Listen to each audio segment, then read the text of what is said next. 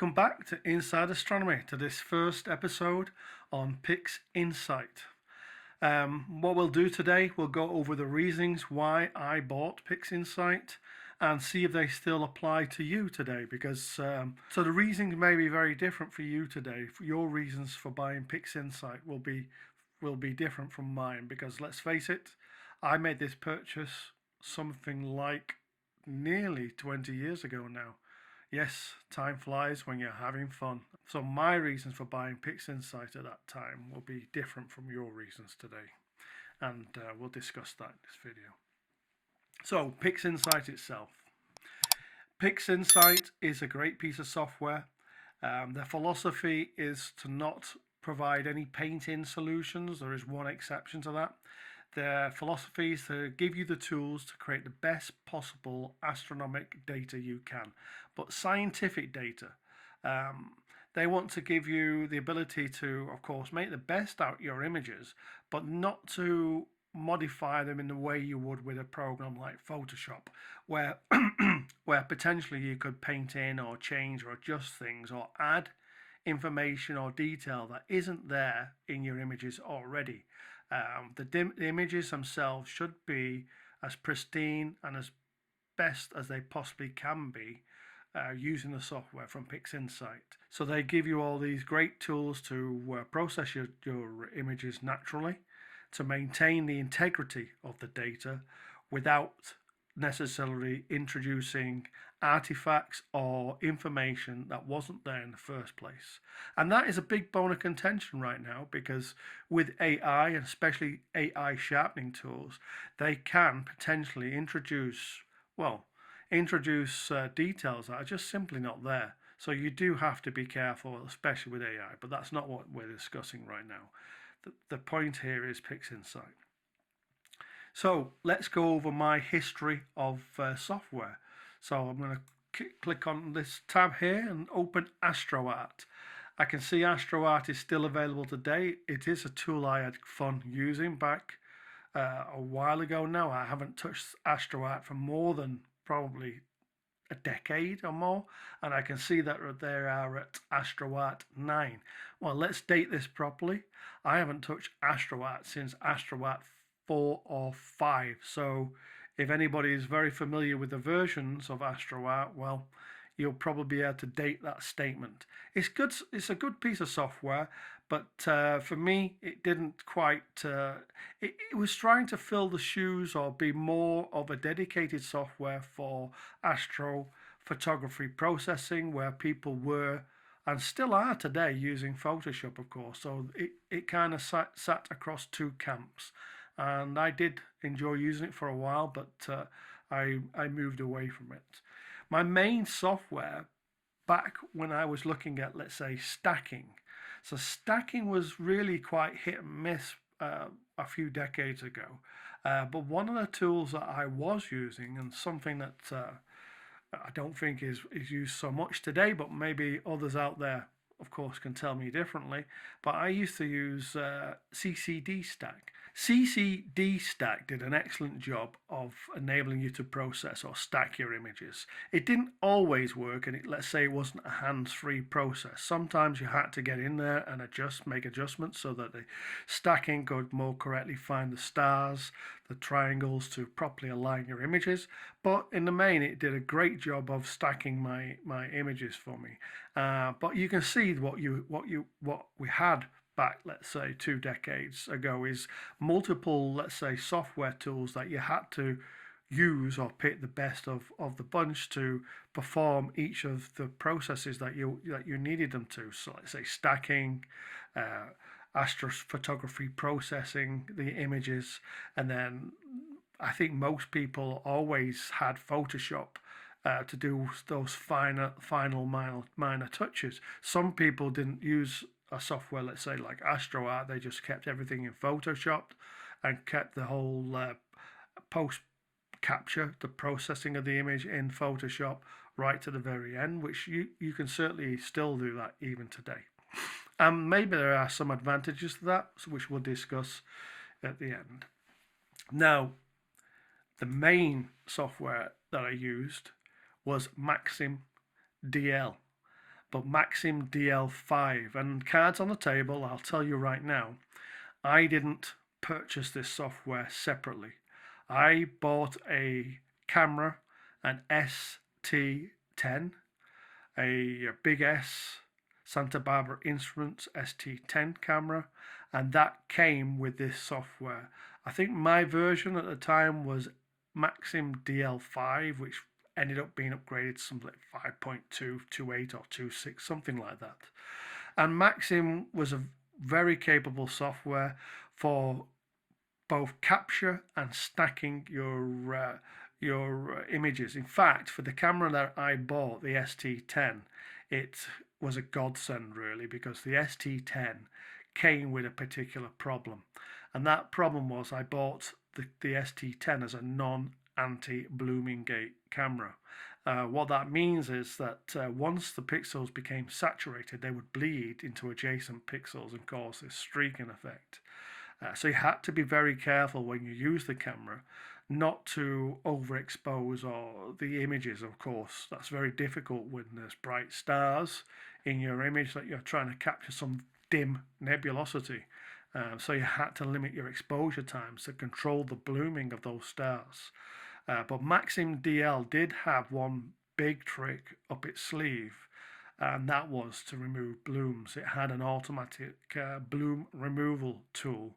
So you'd literally drag and swipe across the stars that were bloomed, and you would tell it to de-bloom these stars, and it would do an excellent job, apart from the fact that those stars still ended up a little bit bigger than all the other stars in your image. But still, to use that camera, to make that camera useful, this software really was a godsend back in the day to get the most from the ST10 that I purchased.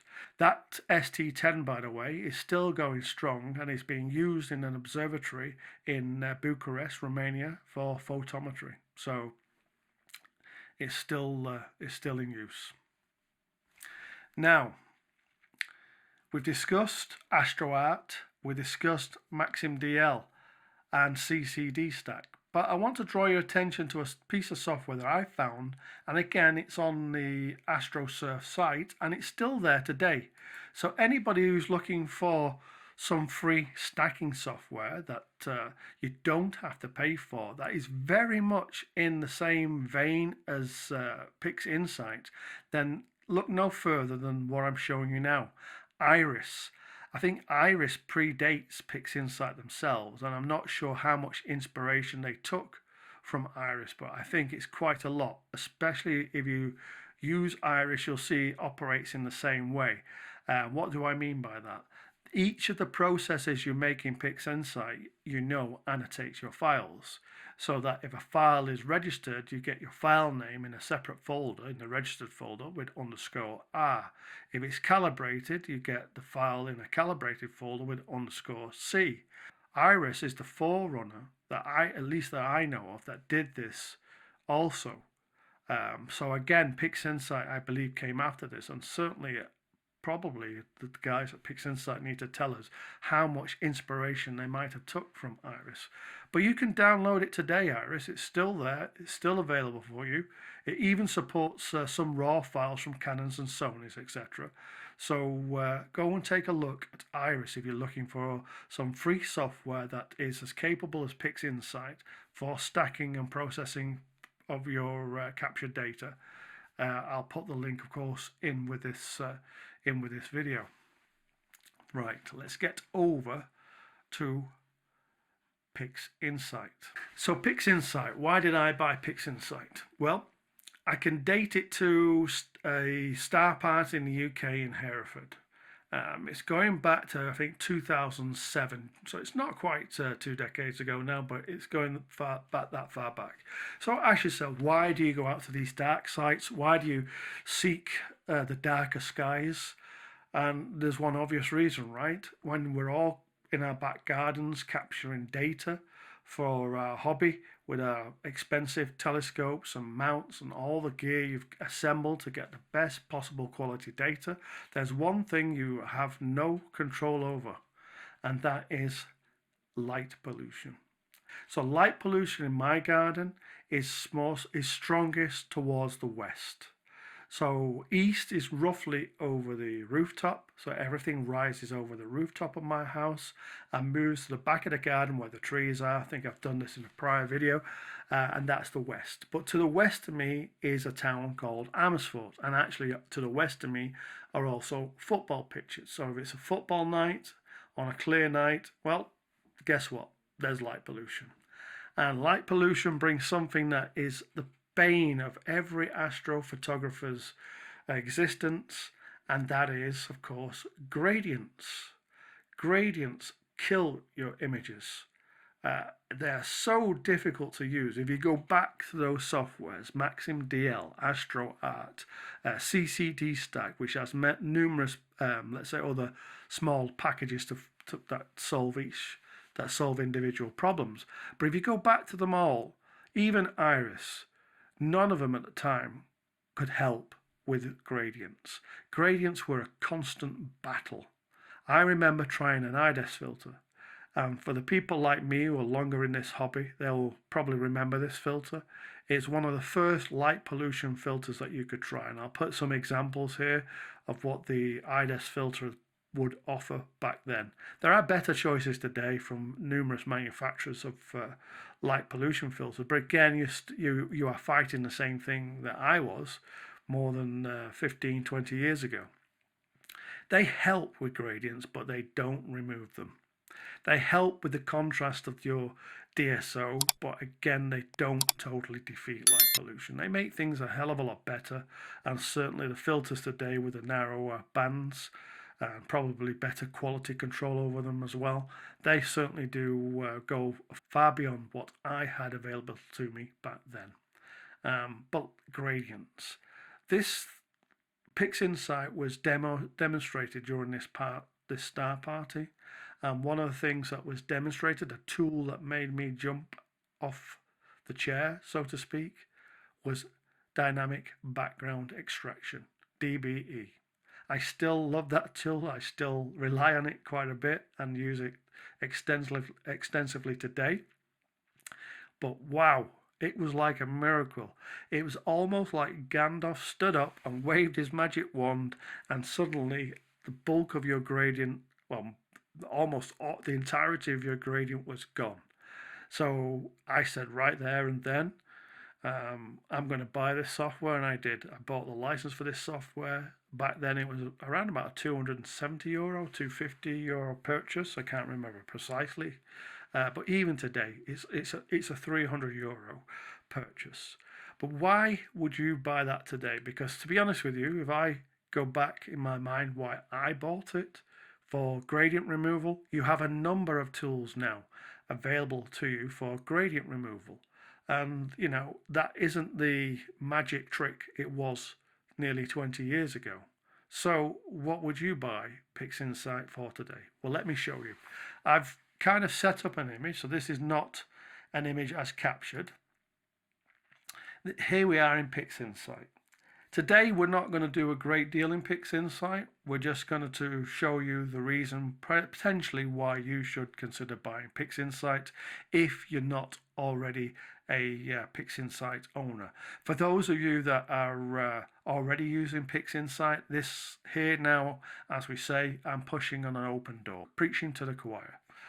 You already will be aware of this, but bear with me. For those that are not aware of this, I think today this is the magic trick inside PixInsight that everybody needs.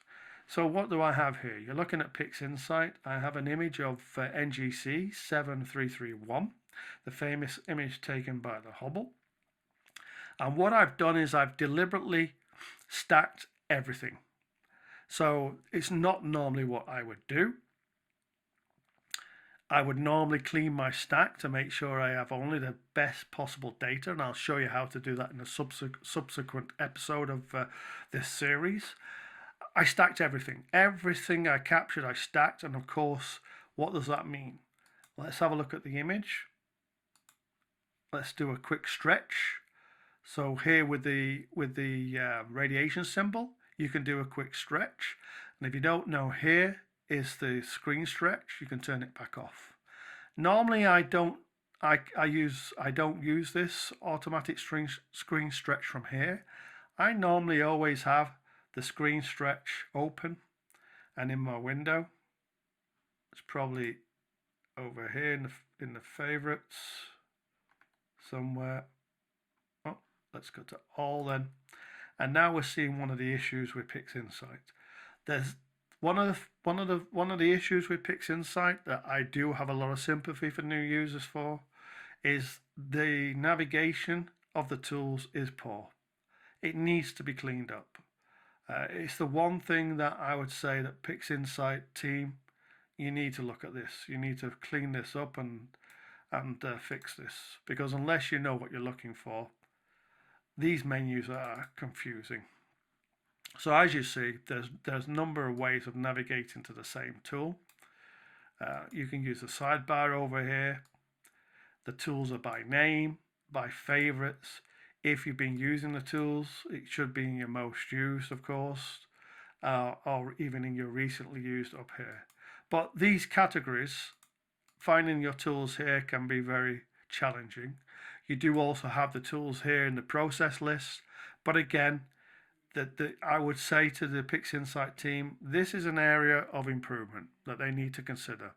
The way you navigate to these tools it's not good by any stretch of any imagination. Look, I have a large screen here, and when this process list is already reaching more than the bottom of my screen, and I have to scroll and realize I can scroll to see more tools, that's not good. They need to be split up into logical categories, and that would make it a lot easier for everybody. Also, the name of the tools, as you can see, and we'll go to one of my favorites just as a quick example, but it's going to be under M. There it is.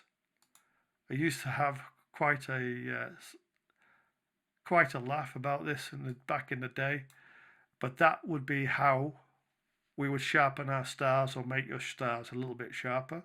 So you could pick a circle here, and then you can pick the amount. And it's called morphological transformation.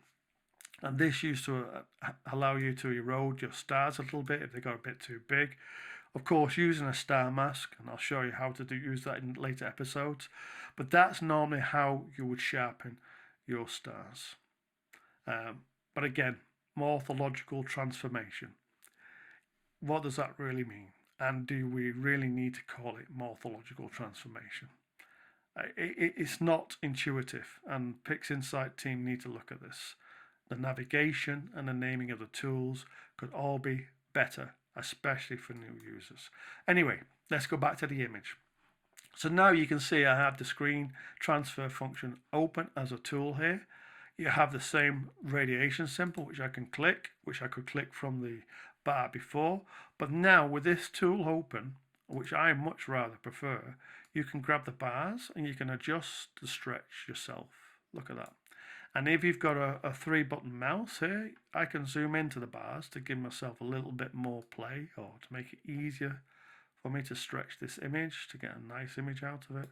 Or we go back to the radiation stretch, which is too much. Now we can just adjust it, just play with this. So here's one tool, the screen transfer function tool. I would always have this open at the top of my tool chain and keep it here at the top always visible. So that's just one tool, and here you can see the bars where we can adjust it, and I just showed you can zoom in, or you can go back to the original stretch. But you'll see another tool is already open. And this is why I believe, or where the value proposition is today for you to buy PixInsight. So what's wrong with this image? Well, I stacked everything. I even stacked some rather nasty oblong straight stretch stars, and if I really zoom in, you can see they're horrible. Well, perhaps they're not horrible, but you know what I mean. It's not pretty. I can certainly make this a better image than it is right now. So what am I going to do? We're on a fast Apple M4 here, so you're going to see this in real time. You're going to watch the magic happen. So what have I got? I've got Russell Chromon's BlurXTerminator. I've got everything off except I put here correct only. So I want only corrections. And I'm just going to drag the triangle tool and drop it on this image and watch what happens. It's processing 20%,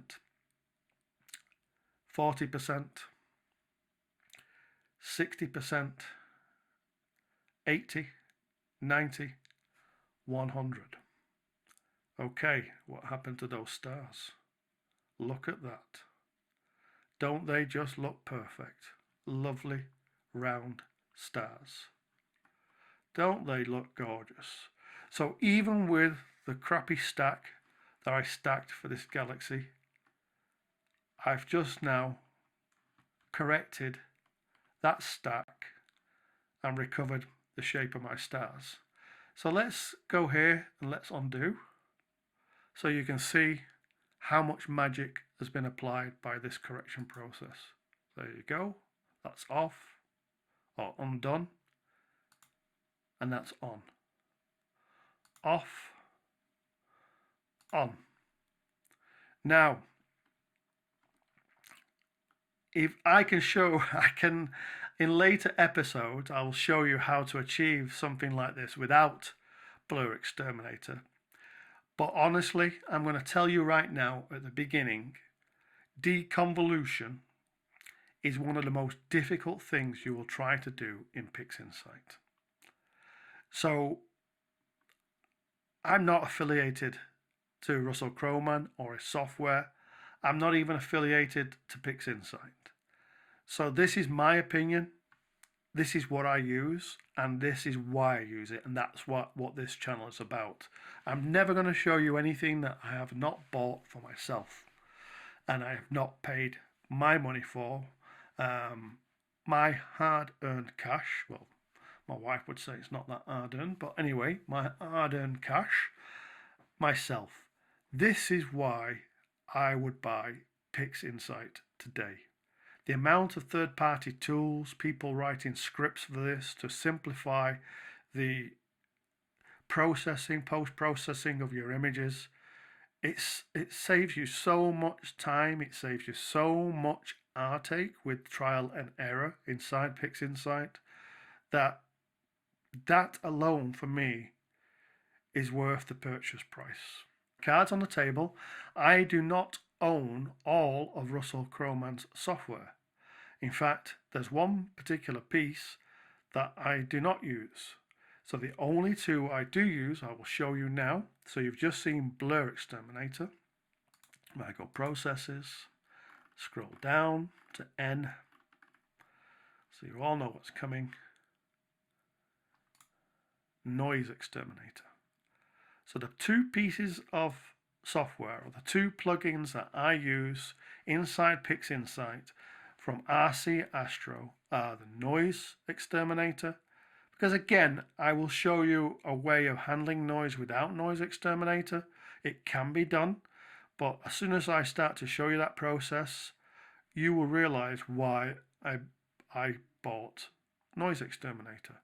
So I will, don't despair, I will show you a three-way of getting rid of or controlling the noise within your astro photos without necessarily having to buy NoiseXTerminator. But I already made the decision for myself that it's such a time saver, so convenient, that I purchased it. And I want to show you that now and be upfront with it. So BlurXTerminator and NoiseXTerminator.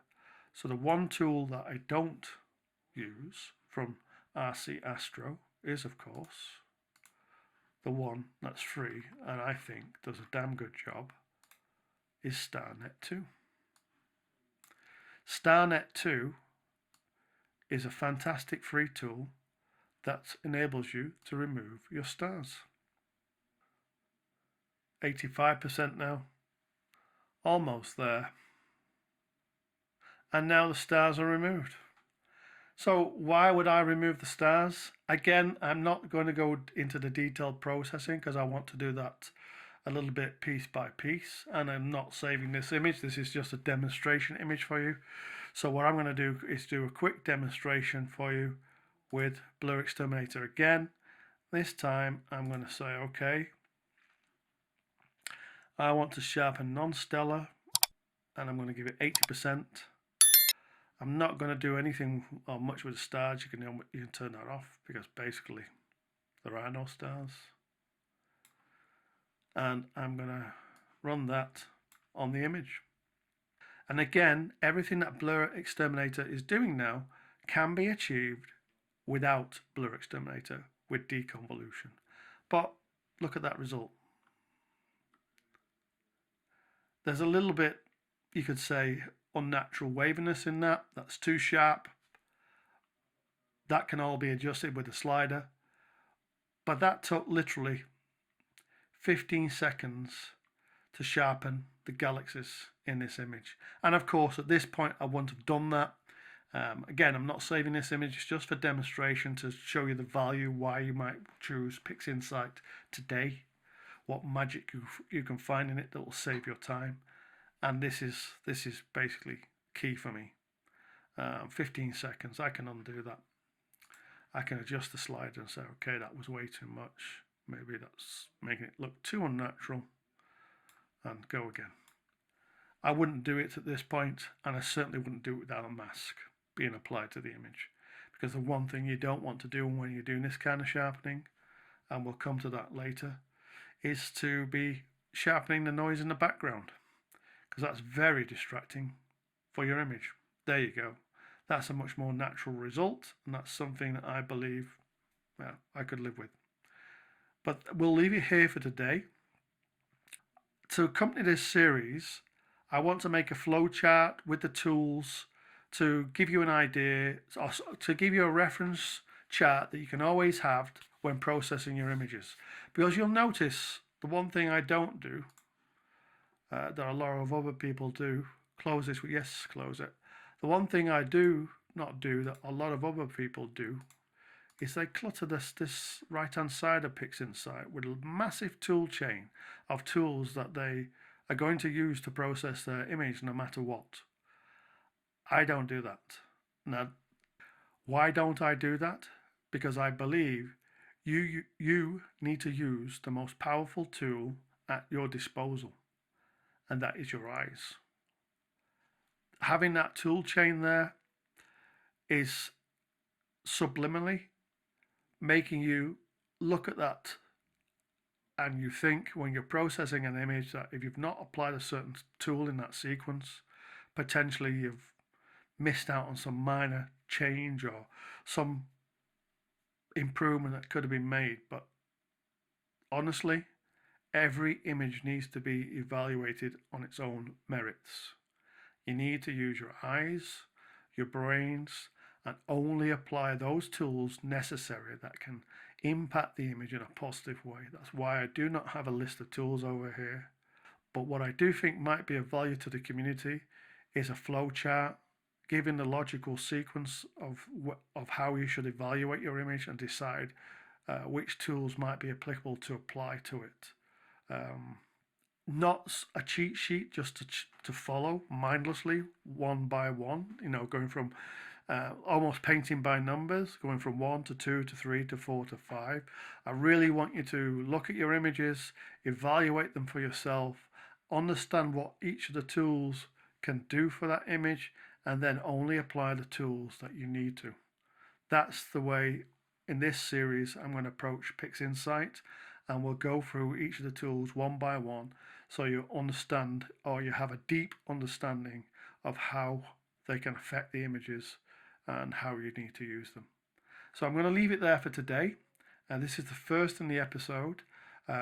Give me your comments or feedback on where you struggle with image processing potentially, what you want to see in a flowchart, a guide to help you process your images, and I will try to make that happen, to produce a supporting tool to accompany the series that you can keep, laminate, or if you wish, even throw darts at. I don't mind. We'll leave it there for today, and I'll say goodbye for now, and I'll see you in the next episode.